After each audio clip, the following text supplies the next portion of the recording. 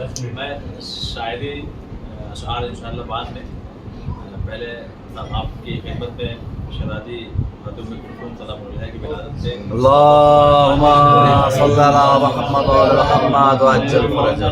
اگر اجازت ہو تو شہزادی کے متعلق کچھ باتیں تقریر آگے کرنا ہے، آپ کو کرنا ہے؟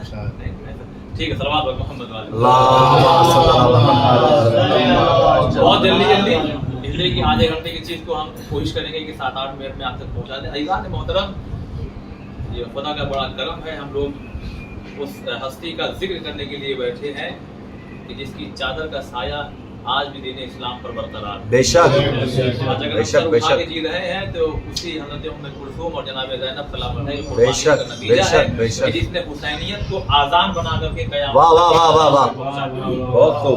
جناب ام کلثوم سلام اللہ علیہا کہ جن کی بہت توجہ سنیے گا. جناب ام کلثوم سلام اللہ علیہا کی جو ولادت ہے مشہور اگر دیکھا جائے تو ہجری کے لحاظ سے ایک صلوات محمد والے بہت ہی محنتوں کا مجموعہ ہے جو میں آپ کی خدمت میں پیش کرنا چاہتا ہوں. سنیے گا. جناب ام کلثوم سلام اللہ علیہا کی جو ولادت ہے وہ 7 ہجری میں ہے. کتنے ہجری میں ہے؟ 7 ہجری میں ہے. تو یہ 7 خود جو عدد ہے یہ اپنے آپ میں بڑا مبارک ہے. 7 ہجری میں ولادت ہے کہ اس کی شہزادی حضرت ام کلثوم سلام اللہ علیہا کی اسی 7 ہجری کے آخر میں جنگ خیبر فتح ہوتی ہے. اسی 7 ہجری میں وہ مہاجرین جو مکے سے حبشہ کے لیے سفر کر کے گئے تھے، جن کی تعداد تقریباً 100 ہے، جن کے سردار حضرت جعفر طیار کو بنایا گیا تھا، اسی 7 ہجری میں وہ کہاں آئے تھے؟ مدینہ آئے تھے. اسی موقع پہ رسالت مآب نے فرمایا تھا کہ 2 خوشیاں ایک ساتھ آ گئی ہیں. مجھے سمجھ میں نہیں آ رہا ہے کہ خیبر کے فتح ہونے کی زیادہ خوشی مناؤں کہ جناب جعفر طیار کے اس حبشہ کے آنے سے، قافلے کے آنے سے زیادہ خوشی مناؤں. اس لیے کہ وہ جو آئے تھے وہ عیسائیوں کو فتح کر کے آئے تھے، یہاں یہودیوں کو فتح کیا.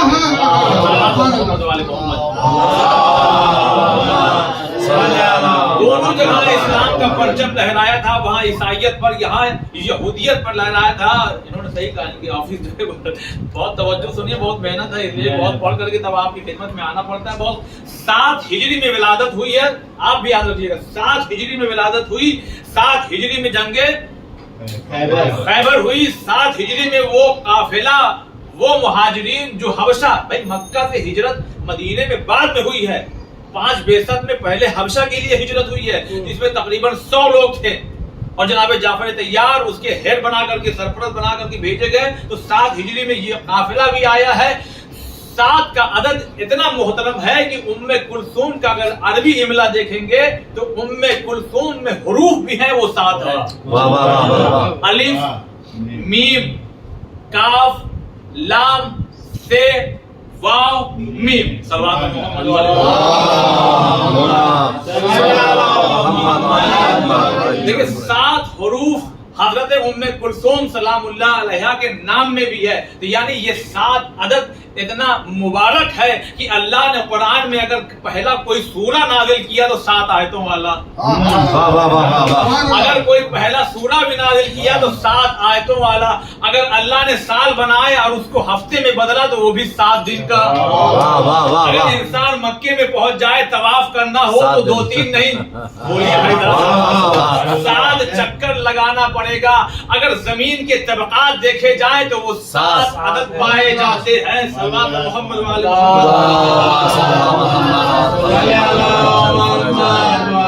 اگر زمین کے طبقات دیکھے جائیں تو وہ بھی 7 پائے جاتے ہیں. یہ تو ہماری بول چال میں بھی اتنا مشہور ہو گیا ہے کہ 7 سمندر. 7 اگر سمندر بھی خدا نے بنائے تو 7 بنائے. بدر میں لڑنے والے 313 اگر ان کی عدد کو جوڑا جائے 313. 7 تھوڑا سا بولیے. 313 کتنا ہو گیا؟ امام کے خاص جو نائبین، جو امام کے چاہنے والے ہوں گے وہ بھی کتنے ہوں گے؟ ان کی بھی عدد اگر جوڑیے تو کتنا ہوتا ہے؟ 313 ہوتا ہے. صلوات پر محمد والے.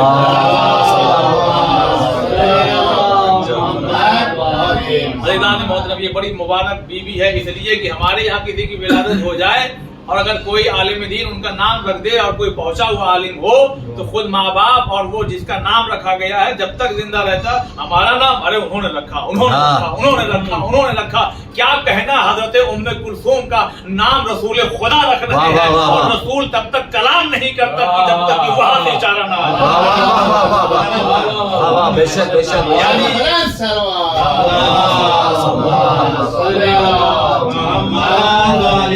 گھر میں ایک عالم اگر نکل جائے تو انسان نسلوں تک فخر کرتا ہے. اور کیا کہنا شہزادی حضرت ام کلثوم کا, اگر نانا ہے تو انبیاء کا سردار, بابا ہے تو اوصیاء کا سردار, نانی ہے تو ملیکۃ العرب ہے, ماں ہے تو سیدۃ النساء العالمین ہے, اگر بھائی ہے تو جوانان جنت کے سردار.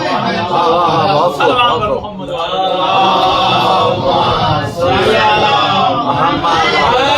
آدھے گھنٹے کی چیز کو میں 7 سے 8 منٹ میں سمیٹنا چاہتا ہوں. عزیزان محترم, یہی وہ شہزادی ہیں کہ جن کی تربیت اگر ایک جملہ کہوں, خدا کرے کہ اگر آپ سمجھ جائیے کہ عزیزان محترم ہم اگر جا کے ذریعے مبارک کا بوسہ لیں اور اگر ہمیں شفا مل جائے تو تعجب کی کوئی بات نہیں ہونا چاہیے.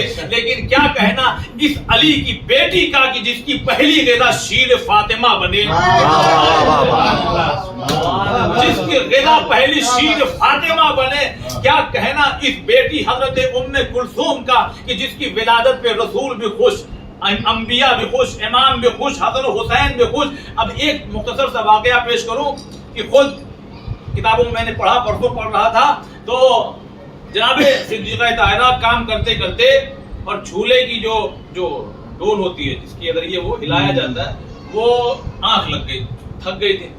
جب آنکھ کھلی تو دیکھا کہ جھولا ہل رہا ہے, ایسا لگ رہا ہے کہ جیسے کوئی جھولا رہا ہے, ایسا لگ رہا ہے کہ جیسے کوئی جھولا رہا ہے. اتنے میں دق الباب ہوا, جی کون؟ آپ کا بابا. آئیے آئیے بابا تشریف لائیے. جیسے ہی رسول خدا تشریف لائے, سلام کے بعد بابا دیکھیے جھولا اپنے آپ ہل رہا ہے, جیسا لگ رہا کوئی جھولا رہا. کہا فاطمہ جبریل کو بھول گئی, فاطمہ جبریل کو بھول گئی. کہا بابا کیا مطلب؟ کہا تم کام کرتے کرتے تھک کے سو گئی تھی, اللہ نے جبریل سے کہا جبریل جلدی جاؤ, اس بچی کے رونے سے پہلے, اٹھنے سے پہلے وہاں پہنچو, جھولا جھولاؤ تاکہ میری کنیز خاص آرام کرتی رہے اور یہ بچی رونے نہ پائے. جس کا ناز خدا اٹھائے اس سے حضرت ام کلثوم کا. بہت خوب, بہت خوب, بہت خوب, بے شک بے شک.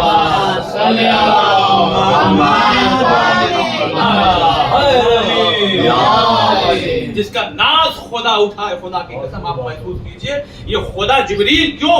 اس لیے کہ کربلا آج سے نہیں ہے. اگر حسین کی ولادت ہو گئی اور کربلا سنائی جا رہی ہے تو وہی پھر یہ بھی سنایا جا رہا ہے کہ اس حسین کی قربانی کو قیامت تک اگر کوئی پہنچائے گا تو یہی 2 بہنیں ہوں گی, ایک زینب ہوں گی, ایک کلثوم ہوں گی. اور دیکھیے کیا کہنا, اللہ اکبر. آخری جملہ میں پیش کروں, ان کی جانثاری, ان کی وفاداری.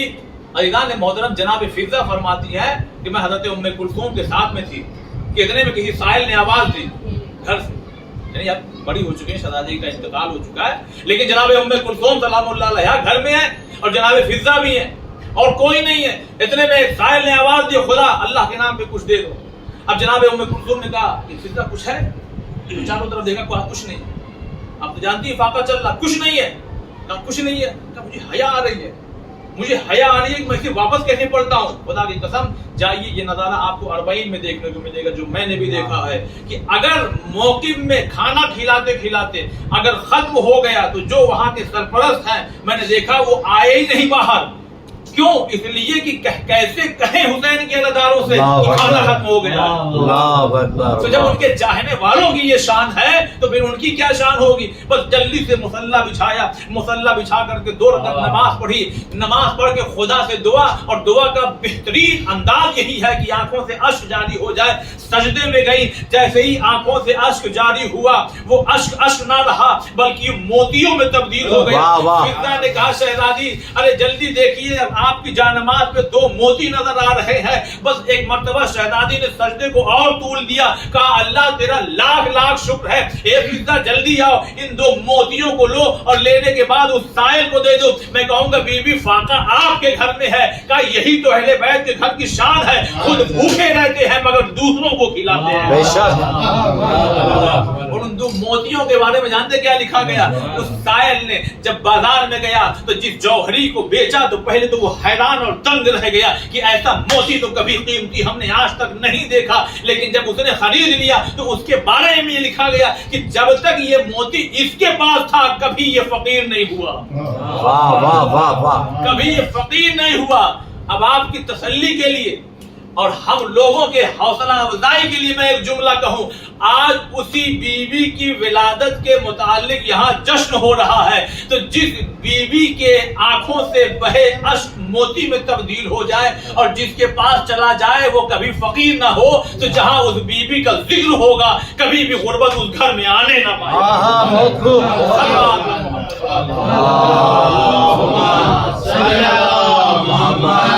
محمد